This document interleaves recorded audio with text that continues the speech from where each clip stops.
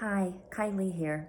So, I have been reminded over the last few days, both in my own household and from friends and neighbors and colleagues, that we are in a situation now where we have folks who are at home with their children all day, every day, who are not used to being at home with their children all day, every day. So, the kinds of behavior corrections that you'd usually give at breakfast time or on the door or out the door on the way to school or getting ready for bed or at mealtime, you're now having the opportunity all day, every day, to give those behavior corrections.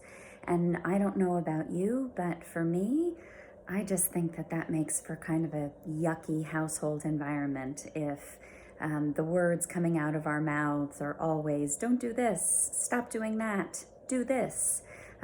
So here's today's quick child guidance tip, and that is to choose your battles.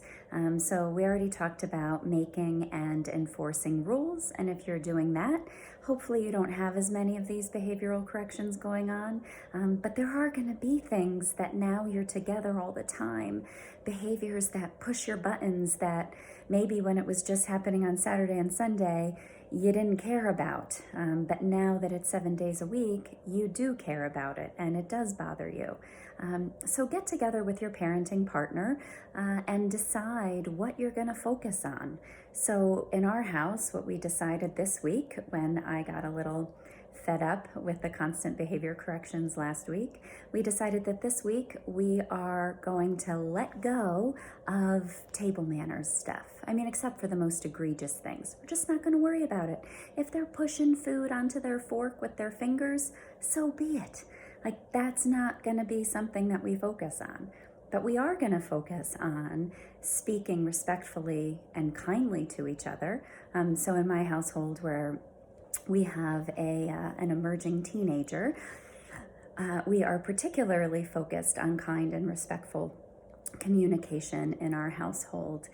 So we talk about always running what we say by the rules of, is it kind, is it true, is it necessary? So that's what we're going to focus on over the next few days, and we're going to let the other things go.